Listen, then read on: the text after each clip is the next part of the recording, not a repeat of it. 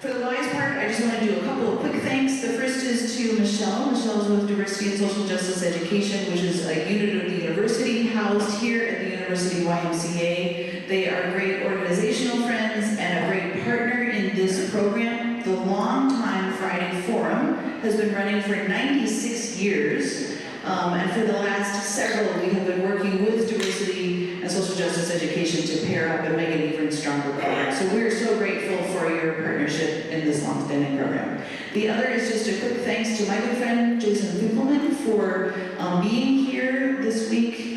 We're super excited to hear from him about the work that he's been involved with over at the Spurlock and beyond that. And thank you, Jason, for being here. Awesome, thank you. As Anne mentioned, my name is Michelle Nacy. I work with Diversity and Social Justice Education, and I want to run through just a list of our sponsors. We have a ton of sponsors from the community as well as the university that help make this program possible. So I'm going to go ahead and just read through a list of them. So thank you to the Center for Advanced Study, Center for Global Studies, and the U.S. Department of Education Title VI Grant, College of ACES, College of Education, the Counseling Center, Department of African American Studies, Department of Psychology, Department of Urban and Regional Planning, the Education Justice Project, First Mennonite Church of Champaign-Urbana, First Presbyterian Church of Champaign, Humanities Research Institute, Illini Hillel, Institute for Sustainability, Energy and Environment, the League of Women Voters of Champaign County, Office of the Provost, School of Social Work, Sinai Temple, the Social Action Council of the Unitarian Universalist Church of Urbana-Champaign, the Student Cultural Programming Fee from the University, Urbana-Champaign Friends Meeting, Urbana-Champaign Reproductive Justice, as well as the Women and Gender in Global Perspectives program.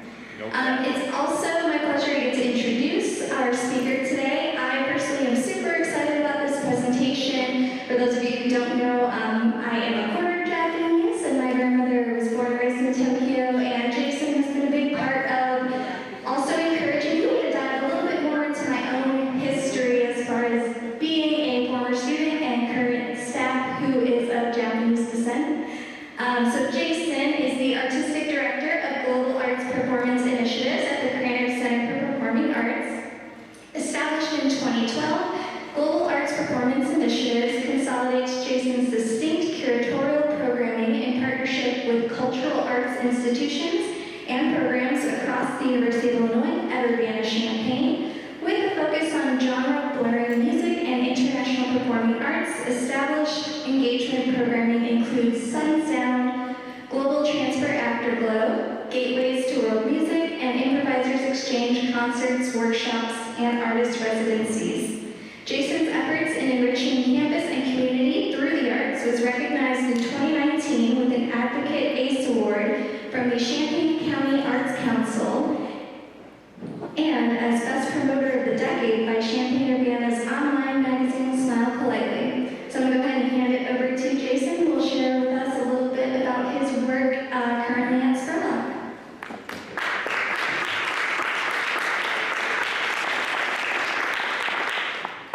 Thank you, Michelle. Good afternoon, everyone. It is a very distinct pleasure to be here today at the University Y for the Friday Forum Conversation Café. And in today's presentation, perhaps you'll also note that where I stand, I also stand in some of the folks that I'll be presenting today. They stood here too and shared stories perhaps similar to these. So thank you for being here. I'd like to thank Anne Rasmussen and Michelle Nacy.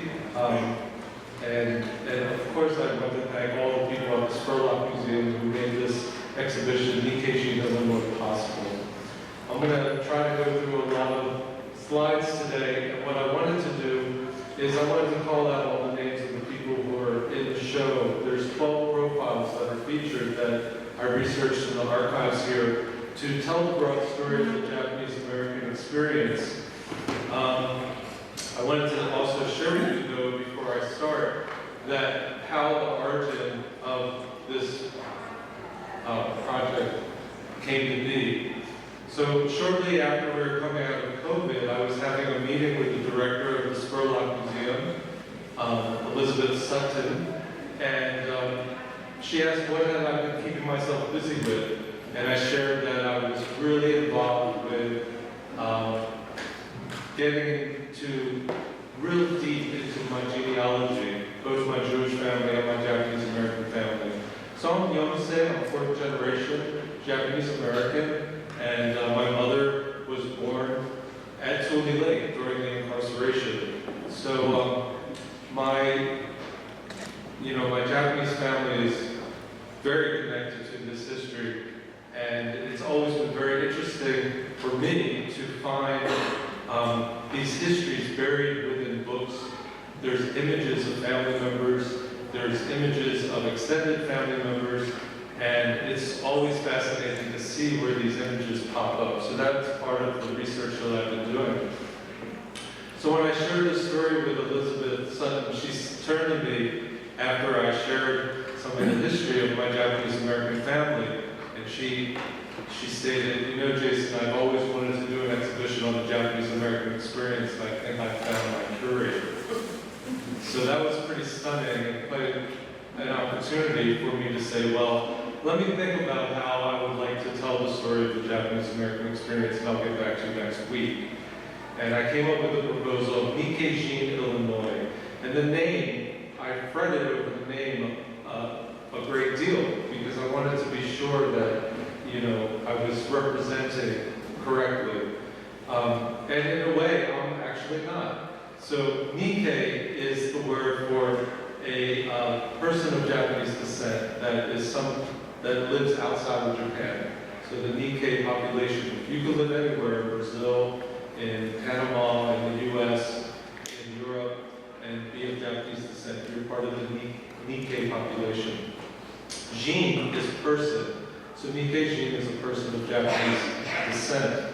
And Illinois is, of course, here.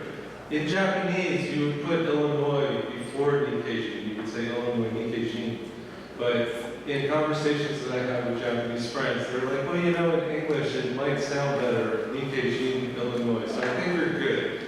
So I covered my bases there, but I wanted to be distinct about this place. So when I put together the proposal, I wanted to be sure that I was able, I thought that I certainly will be able to touch the historical points of the Japanese American story through the identity, through the profiles of people that I discovered who were part of this institution. And one of the main things that I wanted to do was make sure that I had folks that represent before the war, during World War II, and after. And so I set off looking for subjects in the archives, in literature, in online, and whatever source came up, we started to look into more about the person and see how that could fit into telling the whole history of the Japanese American experience. So when you walk in the Spurlock Museum, this is really the first panel that you'll see. And one of the other things that you know, I'm concerned about is language, but also the numbers, right? So you'll see older books will always refer to 110,000 Japanese Americans were forcibly removed from the West Coast, and that is true. And now you'll see the number that, you know, on the profile there, it says, on February 19, 1942, President Franklin T. Roosevelt's executive order 906 stripped 110,000 Japanese Americans of their constitutional rights and forcibly removed them from their homes, businesses, and communities on the West Coast. Most would spend the next few years in 10 relocation centers. By the time the final camp closed in March 1946, the number of Japanese Americans incarcerated totaled around 125,000. And if you go to the Japanese American National Museum right now, there is a book of names, and that book of names exceeds 125,000. And that the research that was conducted for that was extensive, and even the curator of that project, he feels that that number is going to continue to change as more research is discovered. So that's part of what is in the exhibition at the start, and also the signifiers of the first generation of Japanese Americans who came to the United States are Issei, the second generation Nisei, third generation Sansei, which is my mother, and Yonsei as myself. So what I want to do now is I'm going to go very quickly through some of these names, and then what I'd like to share with you is some of the extended stories that have come up since presenting the show and the language that we put into the show. So let's see how far I get. This first slide is Toichi Iwamoto. He was at the University of Illinois from 1923 to 1926. These photos that I'm showing are provided courtesy of the Spurlock Museum, and they're up the displays that you will go in and see and read if you take the time to do so in person. So,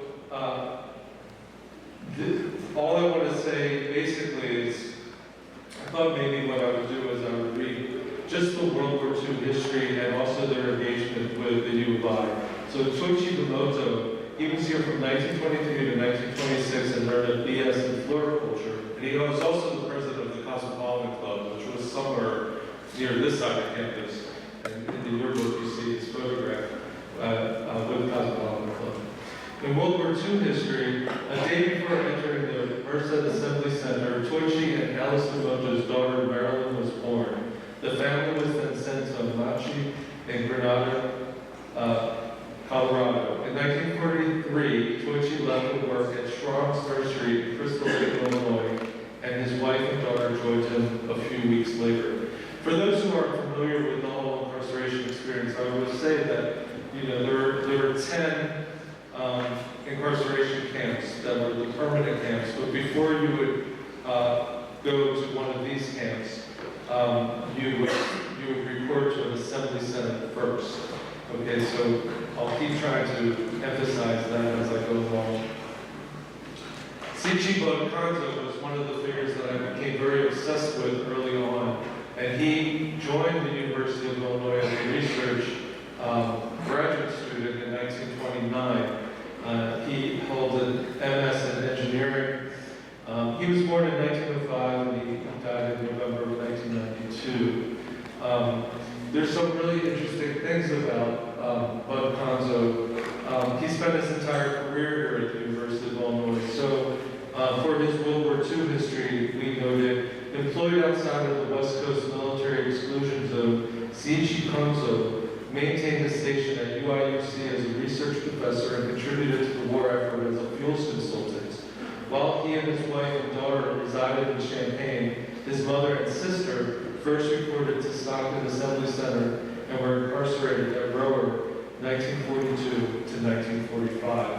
So each of these families, were touched in some way by the incarceration. Now, two things that if you get a chance to see the exhibition in person, these two letters that are underneath the JACL newspaper cover that's on this image with his photograph. There's a couple things that I would just like to point out real briefly. This letter that has the highlighted orange was actually sort of a permission slip that was, I think it was addressed December 10th, 1941. So just days after Pearl Harbor, the lawyer of the University of Illinois gave him a sort of note for passage in the Midwest to do his research to contribute to the war effort. And I'm going to talk a little bit more about Bud Kanzo later, so I'll move on quickly. Hideo Sasaki, I'm also going to feature in today's program, so I'll just be very brief here. Hideo Sasaki has an extraordinary history and contribution to this campus, and as I get to his story, you'll understand why. But he was here as a student during the war from 1944 to 1946, and then he returned here as a teacher in 1948 and 50 and 52 to 53. So he was an instructor here after he earned his degree at Harvard, and then went on to form his own business, which is his firm still continues today. Sasaki is a landscape architectural firm. It's actually an integrated firm that has all different of the fields integrated into one establishment. But he came here to study as a landscape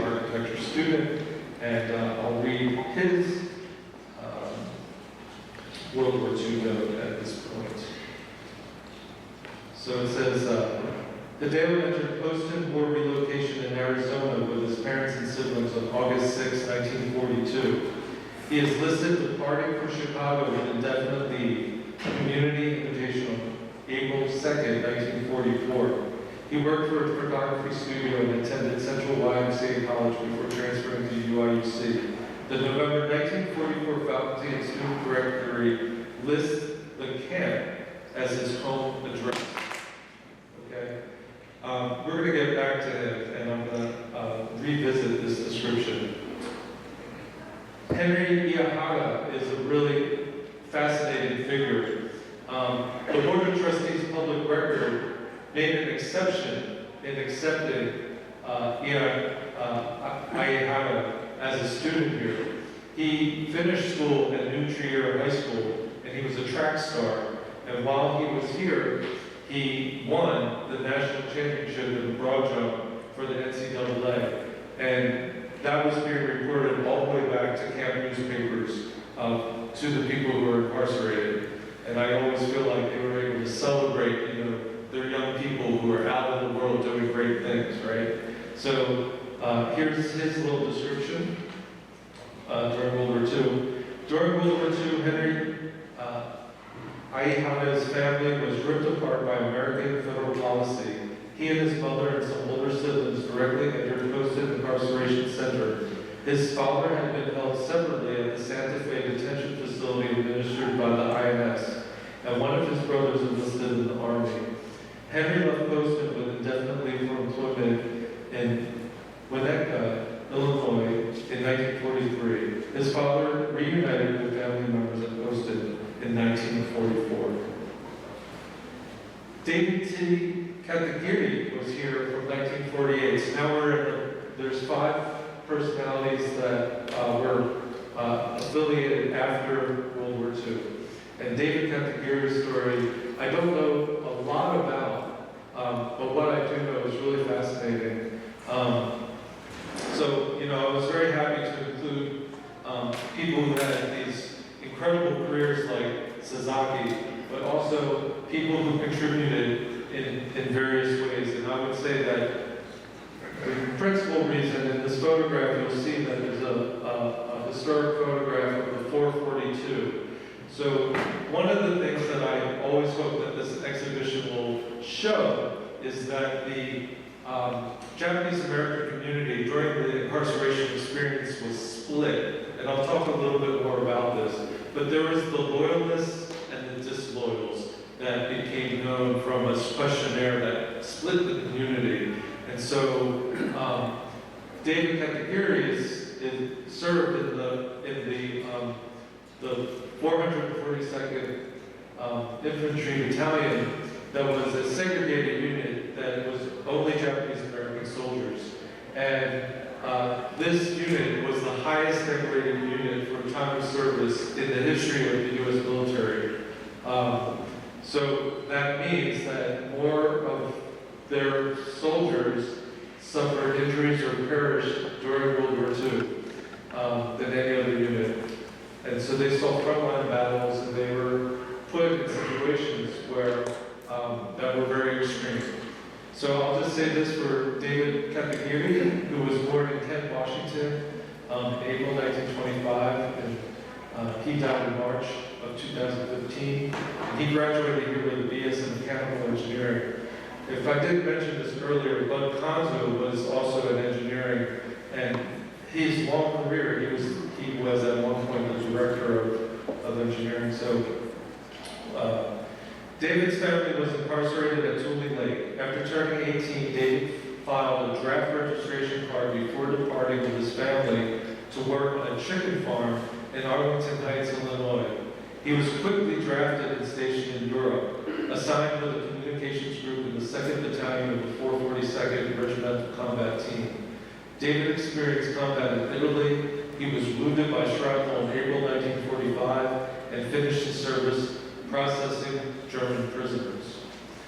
And so that's part of David Katagiri's history.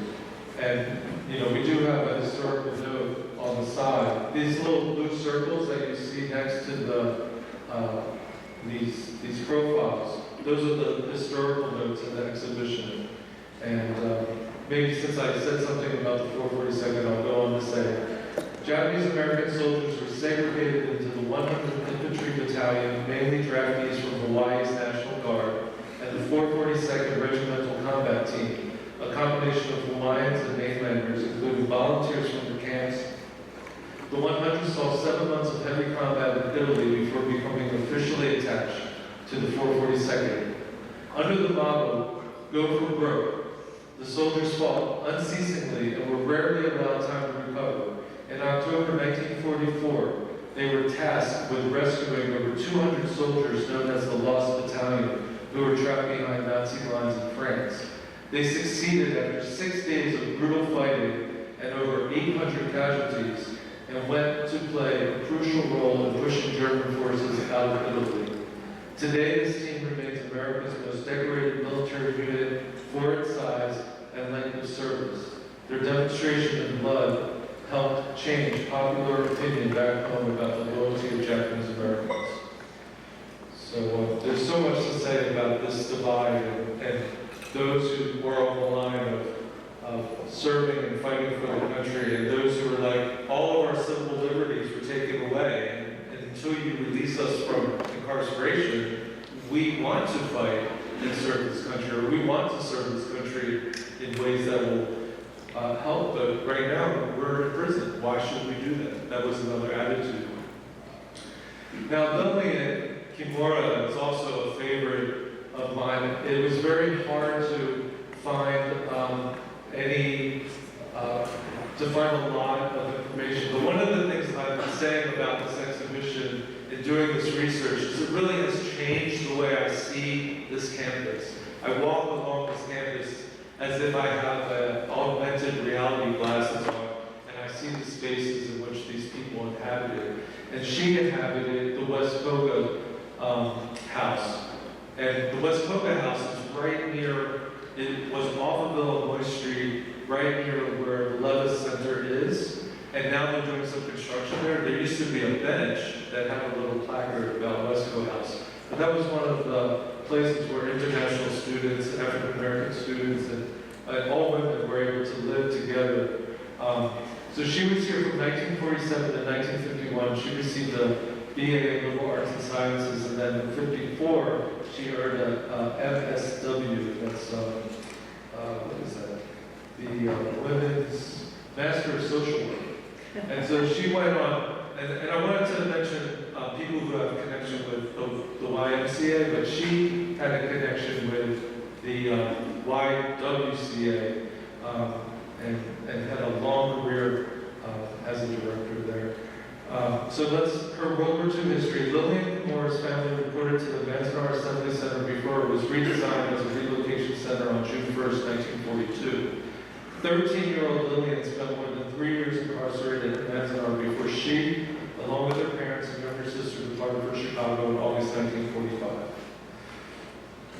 And she also testified at the commission hearings on wartime relocation and internment of civilians, which the testimony from that commission led to reparations to Japanese Americans who were incarcerated.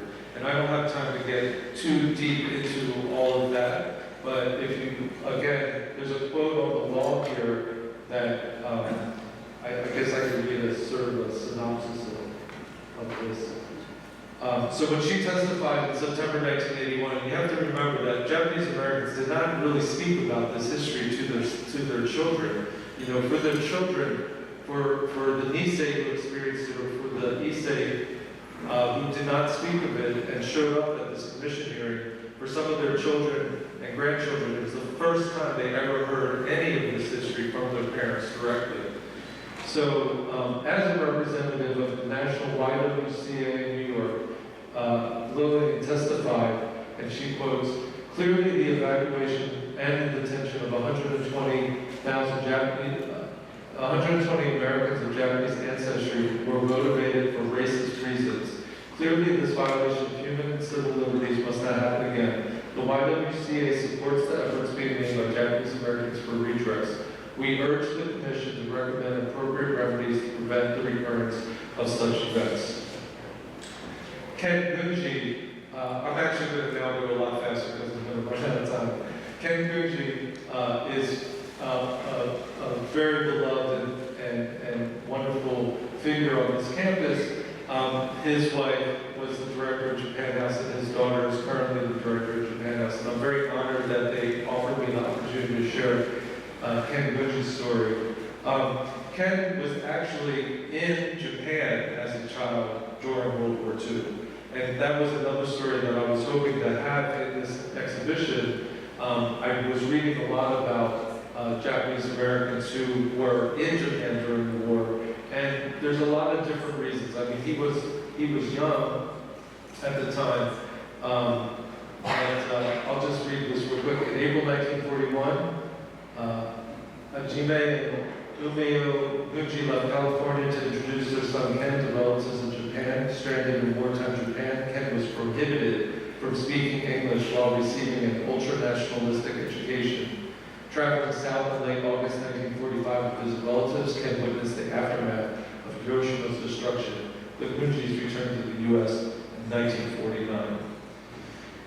Momoko Iko is another of my favorite folks in this exhibition. Her family was really supportive and provided the pictures that you see on the right-hand side. One of the reasons why she's so important to me is because she's a playwright. She was the first syndicated Asian American playwright on PBS, who produced one of her plays called The Gold Watch. And Momoko Iko was 2 when her family was incarcerated at Portland Assembly Center and then transferred to Park Mountain. Eventually, 3 older siblings left to work in Chicago, military service, and a nursing program. The remaining Ikos departed Park Mountain for Philadelphia in July 1945, working as migrant farm laborer in New Jersey before settling in Chicago, where eldest son Tetsuo relocated. Ross Arano is with us today. He came here to launch the exhibition. There's a video of the opening conversation with Ross Arano and Alice Murata. Ross Arano is one of the most jovial people I've ever met, and it's really a blessing that he lives a life that way, which also kind of symbolizes to me that he was sheltered from the history when he was growing up. He was saved from sort of a lot of this, but he's done a lot of research as well and has shared his story. And he was born while his Nisei parents were incarcerated at Fresno Assembly Center, which you see in the background of this profile.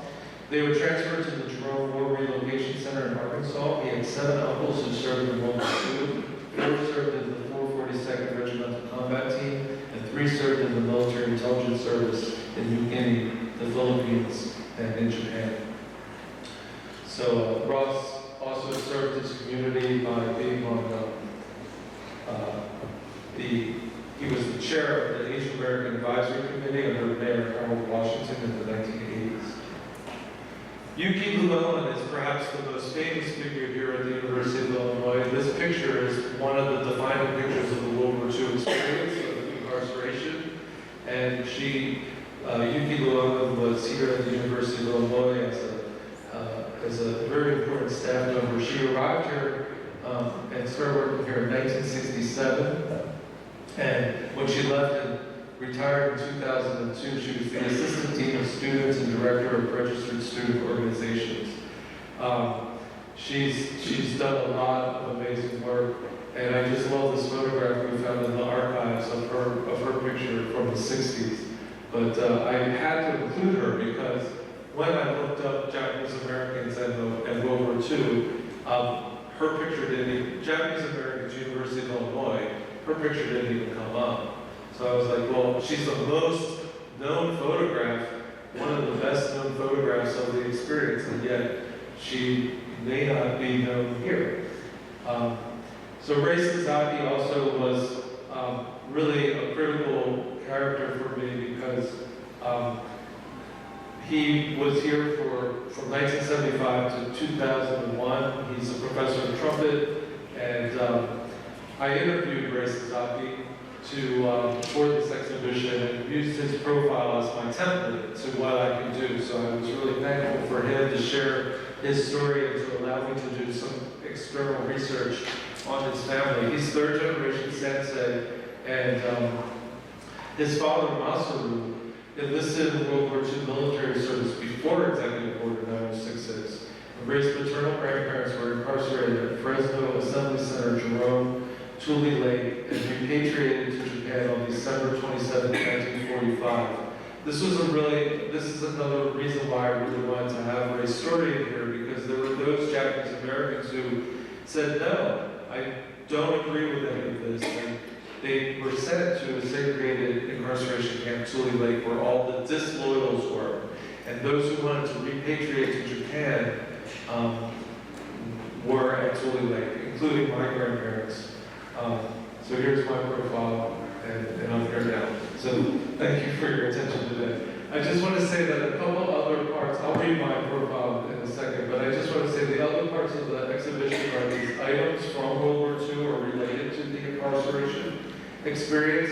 These dressers and the cane and a panel you'll see in a moment are all part of my family's collection. This is one of the most important boards of the exhibition, this College Nisei story at the university, and that's all archive research, and I'll get to that in a moment. There's also items of anti-Japanese hate from the collection of Rob Busher. There's also 2 postcards from the Chinese Exclusion Act in the late 1800s. So there's a lot of very provocative and difficult material in this part of the exhibition. And then that material is featured in the central core, where we're showing an exhibition of Rob Busher, who was also a guest here this semester, that he collaborated with Justin Shu, who was a graduate from the University of Illinois, remarkably, for this project. They created in Philadelphia a profile of 20 images in 2017 of people holding these items of hate and speaking about how they feel about them. All right, so here are the extended stories, and I'll try to keep them short. So there's a decorated wood poetry panel that's in the exhibition, and this is something from my family. We don't know the provenance of it exactly, but we always thought that it came from the incarceration experience. My mother says she rescued it from the trash. So here's the story that we have on display. The origin story of this exceptional wood panel carving is unknown, but the style of bas-relief carving using wooden planks is a noted artistic practice during the Japanese-American incarceration experience. Curator Jason Finkelman has identified the work hanging on the wall in the Miyahara home in photographs from the mid-60s. Most of the calligraphy in the work is indecipherable, but the characters on the left side represent Sanju Sangen-do, a Buddhist temple in Kyoto, and that's clearly legible. And then these are followed by the character Ame, which translates to rain. And then the little photograph shows my mother standing with her prom date in the 60s, and then you can see that the panel is on the wall in the house in the background there on the left. But what was really interesting was that even before the exhibition opened, I received an email on Saturday, February 19th. We opened the exhibition on the anniversary of Executive Order 9066 in 2023 on February 19th. But I get an email from Jean-Pierre Persiani, and he compliments the exhibition, and he says, "I'm writing about one of the items in the exhibit, the wooden plaque in the photo, which, if I recall correctly, belongs to your family. The caption said the calligraphy is undecipherable, so I had some fun reading it." So he says that the inscription is in fact a haiku published in 1897 by Ono Shachiku. And his signature signature in red. So the poem is Subaru ya Sanju Sengendo no Ame, and it translates swallows rain on the eaves of Sanju Sengendo Time. So that was one mystery that was solved. And connecting it to World War II and the incarceration experience, there's this moment in history where there was a book written by, let's see here, I have Eaton, let's see. So, I thought I had written his first name down. But in 1945, the Eaton collection was featured in this 1952 book, Beauty Behind Barbed Wire. Alan H. Eaton is his name. And so I'll just say that every war relocation center had its poetry societies with content sometimes extending to other camps. The decorated wooden panel shown here was made for a prize winner from Minidoka, Idaho, where it was photographed. And the panel was thought to have been made at Tule Lake, California, because of the shells. So my grandfather and grandmother were incarcerated. As I said, my mother was born at Tule Lake, and my uncle was a toddler. Maybe this panel is from Tule Lake. We still do not know. Siji Bud Kanzo, this story, I would love to share a lot of his story with you today, but I'm going to jump through it very, very quickly. Very interesting thing was that I've been curating a film expo for many years, which I've now moved away from, but in the last film expo, there was a film by Marty Gross. And in Marty Gross, he had a credit to Patty Warashina. Patty Warashina is a famous ceramic artist in the Pacific Northwest. And I knew that she was the niece of Bud Kanzo. So I asked Marty Gross to provide me an introduction to Patty. And then Patty and I had a really beautiful conversation. And then she introduced me to Sichi Bud Kanzo's daughter, Margaret, who then sent me a little packet of the material that she presented when Sichi Bud Kanzo was awarded in the ASHRAE Hall of Fame. And so ASHRAE stands for the American Society for Heating, Refrigerating, and Air Conditioning Engineers. And so for those who are, I'm holding up this copy of the plaque that honors Sichi Bud Kanzo for pioneering contributions to the growth of ASHRAE-related technology. So it was really nice to have a conversation with Margaret, who grew up here in Champaign-Urbana, but in doing the research, I found out about Bud Kanzo from this book, The Quiet Americans. And it just simply says in here, in the paragraph, I'll just read the first line and jump to his line. At this point, the Nisei leaders have agreed to set up a national organization with no membership and no local chapters. So this is the foundation of the Japanese American Citizens League. And it says here, Sichi Bud Kanzo showed up from Urbana, Illinois, where he was going to the University of Illinois.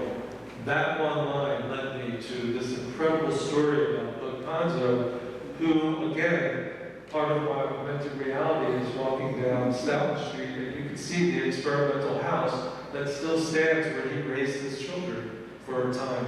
And this was the first air-conditioned house in the United States, right? So they got to enjoy air conditioning in the hot summer and have guests over, and everybody wanted to eat at their home because they had air conditioning. So anyway, you'll see that in the background of this picture is that home from another time. And in the top is the picture of that original gathering of the JACL, forming the JACL in 1930, and he's in that photograph. And that was republished in the Pacific Citizen, which is, but here's the thing about the University YMCA. So, welcome weekend in September of 1959, Bud Kanzo, it says here, Sunday morning will be filled with talks by Seiichi Kanzo, professor of mechanical engineering, who will speak of discrimination. And this was in the Daily Illini in 1959. So I just wanted to include that because actually when Bud Kanzo was here, there's very little record of him ever speaking about his identity. Okay, so there were only two things that I found. That was one of two. The other was for this like private academic group society that would meet, and he gave a talk one night about being of two cultures, and that's on display at Spurlock. Now here's the big story, and this is what I'm going to end with. So thank you for your attention, and I'm just so blown away by Hideo Sasaki. If you're in landscape architecture, you know his name well, but if you're not, this might be the first time you're hearing of him. And this image is provided courtesy of Sasaki.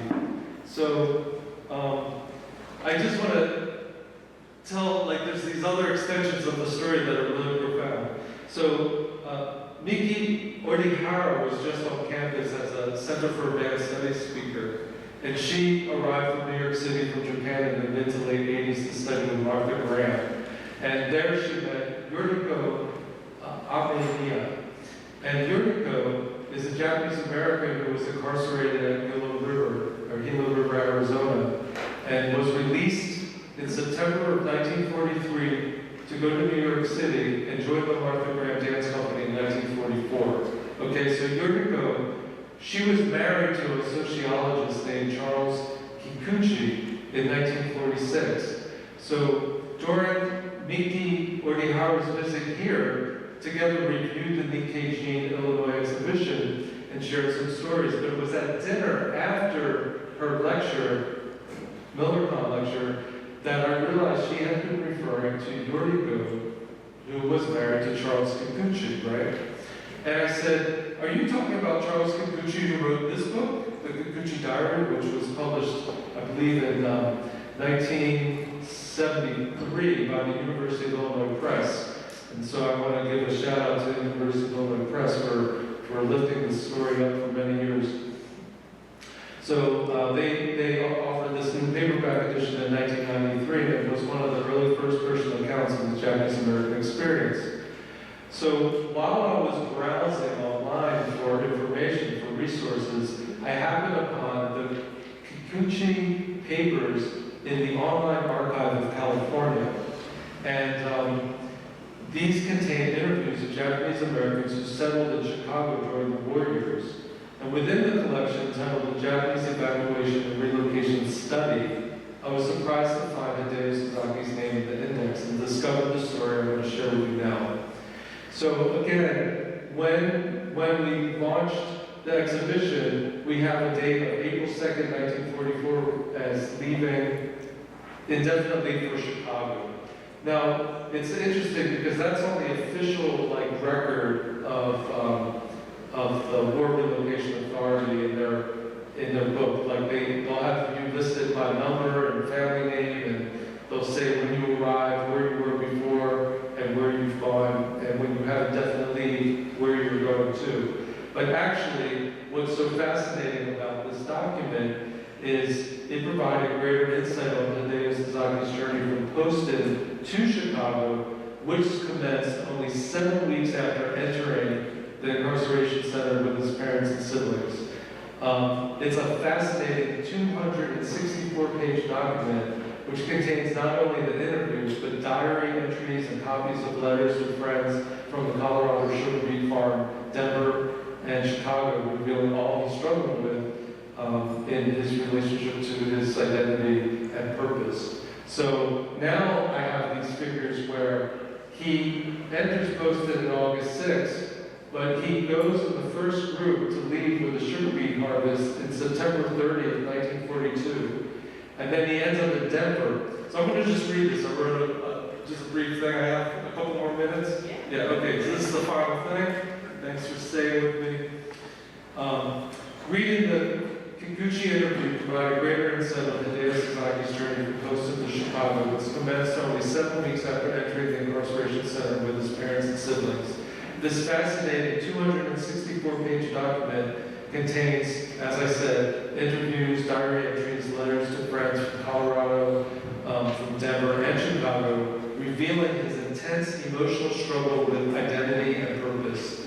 In one letter, he mentions the influence of James Sakoba, a contemporary of Kikuchi, who also worked on the Japanese American Evacuation Resettlement Project, calling for as many people as possible to keep records of what goes on.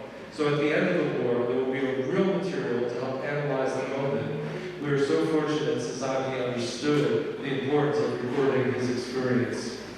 Within this document, Sasaki shares accounts of growing up in Ridley, California, in a poor farming family, expresses the turmoil of the forced evacuation leaving Berkeley and college behind to rejoin his family in April 1942, arriving together at Poston in August on the hottest day of the year.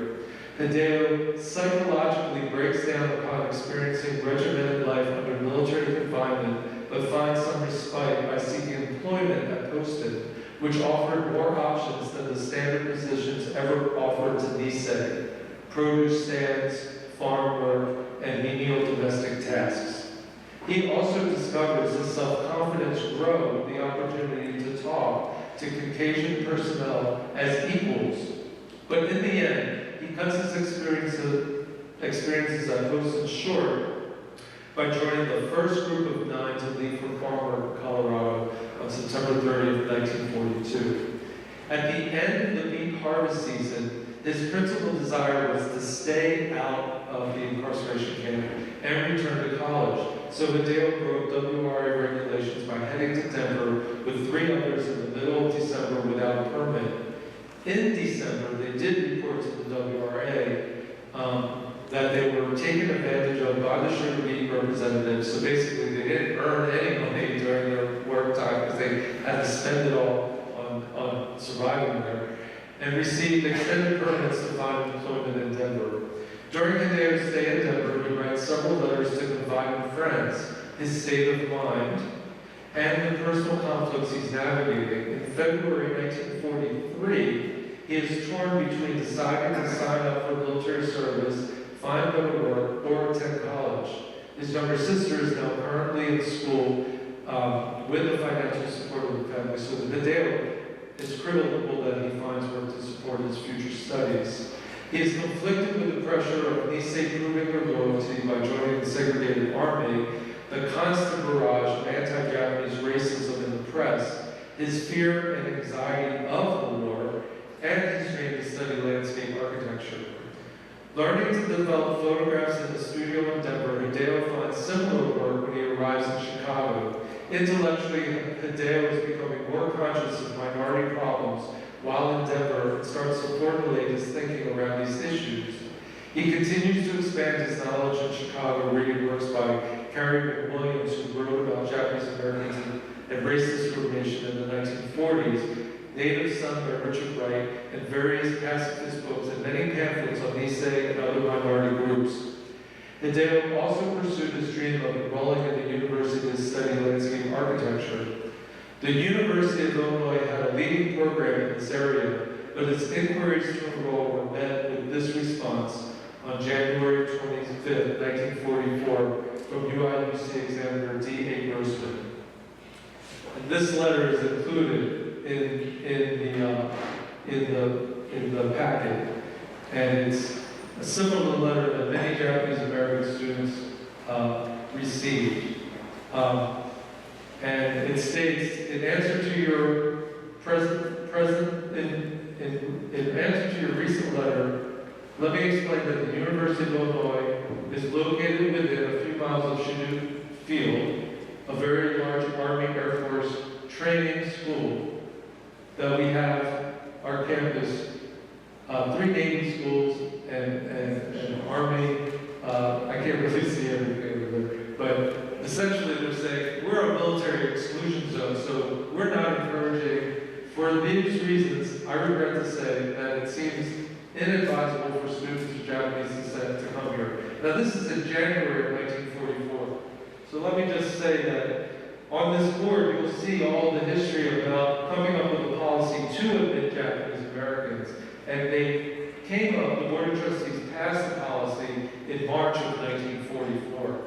But there's the middle section in February of 1944 is the section that is the report that was sent to the president from the registrar who had been researching the matter quote-unquote, in the March 44 Board of Trustees record. So if you have time, I encourage you to spend a nice chunk of time with this board, and you'll see that as early as March 1942 and April 1942, the lawyers here, they came up with a policy that we're a military exclusion zone, we will not be invading Japanese Americans. So, in conclusion, I just want to say that, well, let me just add that, regarding the rejection letter that Sasaki received, he wrote, "Sometimes when I'm depressed, I wonder why so many colleges are antagonistic towards individual Nisei. For example, the University of Illinois wrote me on January 25th that it seems inadvisable for students of Japanese descent to come here. That showed that they were still suspicious of us. All I am asking is to be judged as an individual, and it shouldn't matter what color of skin I have to an educational institution. Many colleges have written this way to me, some are even more curt. I have received similar letters from the University of Missouri, Oklahoma, and Louisiana. All of this is inconsistent with democracy, and there are many aspects of our country which reveals it quite drastically." In a letter to a friend updating him on his recent enrollment in the Central YMCA College in Chicago, Sasaki states, "The letter from the University of Illinois, which you have read, just about killed the last bit of hope to which I had been clinging." So you see that he was in complete anguish over his inability to come to the University of Illinois. I will say that Hideo Sasaki's impact here, 80 years ago he left Denver, Colorado for employment. He left his Denver, Colorado employment at the photography studio June 43 for Chicago to find work in another studio. He was 24 years old in November 1943. 70 years ago, in 1953, Hideo Sasaki founded the multidisciplinary design firm that would evolve into Sasaki, and in the same year he joined the faculty at Harvard. 40 years ago, in 1983, UIUC's landscape architecture program established the annual Sasaki lecture series, which followed his receiving an honorary doctorate from the University of Illinois in 1982. The legacy of Hideo Sasaki's work and influence is experienced by us on this campus daily. He was a member of Max Abramovich's design team on Cranium Center for the Performing Arts, which opened in 1969, and even more significantly, Sasaki Associates held landscape and master plan accounts with the University of Illinois from 1977 to 2007 as a 30-year legacy project. Hideo Sasaki is my hero. Thank you.